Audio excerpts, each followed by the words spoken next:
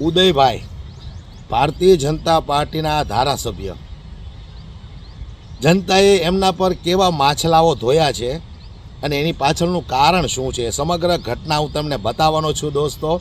પણ વિડીયોને ખૂબ શેર કરી દેજો કે દરેક લોકો સુધી પહોંચે. આ ભારતીય જનતા પાર્ટીના એવા ધારાસભ્યો છે કે જ્યારે ચૂંટણીઓ આવે ને ત્યારે તમારી પાસે આવે, હાથ જોડે, મતની ભીખ માગે, તમને હું આવા કામ કરી આપીશ, મને એક વખત જીતાવો, તમારા માટે હું આમ કરી દઈશ, તેમ કરી દઈશ, ફલાણું કરી દઈશ. પણ આજે જ્યારે ખરેખર એમના જ મત વિસ્તારની અંદર એમના જ મતદારોને આટલી મોટી તકલીફ પડતી હોય અને ભારતીય જનતા પાર્ટીના એક કંઈ ધારાસભ્ય દેખાતા ન હોય તો આપણે વિચાર કરવો પડશે દોસ્તો કે ચૂંટણી સમયે આ લોકો આપણને ભોળવીને લલચાવીને વોટ લઈ જાય છે. અસલમાં જ્યારે આપણે આપણા વિસ્તારના ધારાસભ્યની જરૂર પડે ત્યારે આ લોકો કોઈ દેખાતા નથી. એનો હું તમને એક દાખલો બતાવું. સૌથી પહેલાં તમે આ નાનકડો એવો વિડીયો જુઓ. અમે ખુદ ભાજપનો કાર્યકર્તા છું, બરાબર છે. તો ઉદયભાઈનો સિંગલ પણ ફોન નહીં, ઉદયભાઈની સિંગલ મુલાકાત નહીં. ઉદયભાઈ તો એમ કહેતા માનવી ત્યાં સુવિધા, તો આ શું માનવી નથી, બધા જનાવર છે. એટલે ઉદયભાઈને કોઈ જાતનું હું લોહી ઉકળતું જ નથી, ઉદયભાઈને કોઈ જાતની ખબર નથી, ઉદયભાઈનો આ વિસ્તાર નથી. અને જો ઉદયભાઈ એમ કહેવા માંગતો હોય કે વિસ્તારના મારે મત નથી જોતો તો ત્યારે કહી દેવું તું ને, તો ખબર પડે કેવી રીતના જીતાય, તો કેવી રીતના જીતાય ચૂંટણી, તો ત્યારે ઉદયભાઈને કહી દેવું. આ વિડીયો જોયા પછી તમને કદાચ એવું લાગ્યું હશે કે ભાઈ નહીં, વાત તો સાચી છે.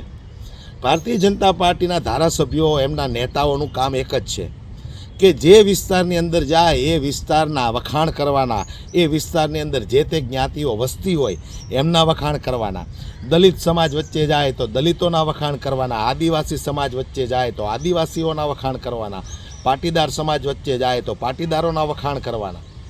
પણ અસલમાં જ્યારે તમારે આ ભારતીય જનતા પાર્ટીના નેતાઓની જરૂર પડે છે ત્યારે એક પણ ભારતીય જનતા પાર્ટીનો નેતા દેખાતો નથી. આજે જુઓ તમે, એમના જ વિસ્તારની અંદર એવું ભયંકર ડિમોલેશન કરવામાં આવ્યું. માત્ર ને માત્ર 8 દિવસ પહેલાં નોટિસ આપી હતી અને ત્યાર પછી સીધા જ ડિમોલેશન કરવા માટે આ લોકો આવી ગયા.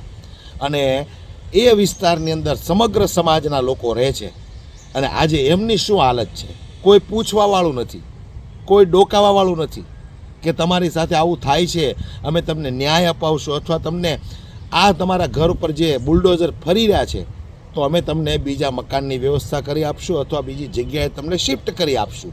એવું કોઈ કહેવાવાળું નથી, કોઈ આશ્વાસન આપવાવાળું નથી. માટે હું વારંવાર કહું છું કે આ ભારતીય જનતા પાર્ટીને ઓળખો તમે.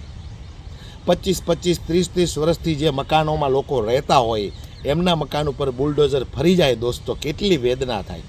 આજે આપણા મકાનની બારીનો એક કોઈ કાચ તોડી નાખે ને તોય આપણને તકલીફ થાય છે. હવે 25-25 વર્ષથી જે લોકો એક જ મકાનમાં રહેતા હોય ને એ મકાન ઉપર નોટિસ આવે ને બુલડોઝર ફરી જાય તો તમે અનુમાન લગાવી શકો કે એ લોકોને કેટલી તકલીફ થાય, કેટલી પીડા થાય, કેટલી વેદના થાય. કરોડો રૂપિયાની આ ભારતીય જનતા પાર્ટી શા માટે ગરીબો સાથે આવું કરે છે? આ જેટલી મહિલાઓ છે ને એમની તમે એક વખત વેદના સાંભળો, ત્યાર પછી આપણે થોડી ચર્ચા કરીએ. પણ વિડીયોને ખૂબ શેર કરી દેજો એટલે દરેક લોકો સુધી પહોંચે અને જે લોકો વર્ષોથી ભારતીય જનતા પાર્ટીને વોટ આપે છે ને એમની પણ આંખો ઉઘડે. સાંભળો તમે આ દરેક સમાજની મહિલાઓની વેદના શું છે. ઉદયભાઈ આયરનો દીકરો છે ને, આયરનો દીકરો બીવેને પડ થઈને આ પડકારો કરવા આવે. અત્યારે ક્યાં પિંજરે પુરાઈ ગયો છે? આયરનો દીકરો બીવેને મેદાનમાં આવીને પડકારો કરે ને તો હરમત મારે. મત લેવા ટાણે કેમ આવતો તો? આવ્યા જ નથી, એક વાર નથી આવ્યા. આમ તો જો ધરતીકંપ જેવો માહોલ છે અત્યારે. ધરતીકંપ વખતે જે માહોલ હતો એવો માણસ 4 દીધા ખાધા નથી. મકાન ખાલી કરવા માંડ્યા લોકો. આ તો શું કરે? 8 દિનની મુદત આપી છે. આમ તો જોવા માણા હોયા ગયા, કોઈને મળતું નથી ભાડે. ભાઈ 4 દીધે 32 બનાય. ભાડે કેમ નથી મળતા? ભાડે ના પડે. હવે કોડીને નથી દેતા, મુસલમાનને નહીં, કોડીને નથી દેતા. કોડીને નથી દેવા ઈ કે કોડીને મકાન દેવા ત્યાં નથી. શું તકલીફ પડી રહી છે અત્યારે? મકાન ડિમોલેશન માં જાય છે. સમજા તકલીફ તો અત્યારે મને કહેવાય ને કેટલા વર્ષથી અમે અહીંયા રહી છીએ. આ અમારા બાળ બચ્ચા બધા છોકરાની ચાળે જતા બધું પડે. અમે એક મકાનમાં 10 જણા રહી સંયુક્ત પરિવાર રહી અને આઈસરો બીજો કોઈ નથી કા કોટાળા એક જ નોટિસ આવી છે એક નોટિસે અમને અઠવાડિયામાં ખાલી કરવાનું કીધું છે હવે ક્યાં જવાનું તાત્કાલિક 10 જણાને લઈને 4 છોકરા અત્યારે લોકોને જો અત્યારે કોઈ ભાડે દેતું નથી હવે એક રૂમ છે ને એના એક રૂમના 10-10 હજાર રૂપિયા ભાડા છે હવે 10,000 ની અંદર 10 જણા 10 વ્યક્તિ ખાવા વાળા છે તો 10,000 રૂપિયા ભાડા ભરે કે 10,000 રૂપિયાના એનું પેટ પાલવે કે છોકરાને ભણતર કરાવે કે લાઇટ બિલ ભરે કે દવાના ખર્ચા કરે અને આ પબ્લિક જ ભાજપ સરકારને આગળ લઈ આવી છે ને જનતા જ ભાજપ સરકારને આગળ લઈ આવી છે તો આજ ભાજપ સરકાર જ આજ આવું રીતના આ પબ્લિક ઉપર આવું કરવા માંડ્યા છે તો આવનારા સમયમાં જો ખરેખર તમારી અંદરનો આત્મા જાગ્યો હોય તો આ ભારતીય જનતા પાર્ટીને ઓળખો તમે 25 વર્ષથી જે લોકો મકાન ઉપર રહેતા હોય 40 વર્ષ સુધીના દાખલાઓ છે કોંગ્રેસની સરકારમાં જે લોકોને જમીનો ફાળવવામાં આવી હતી મકાનો ફાળવવામાં આવ્યા હતા આજે એ મકાનો ઉપર બુલડોઝર ફરી જાય છે એની પાછળનું કારણ શું છે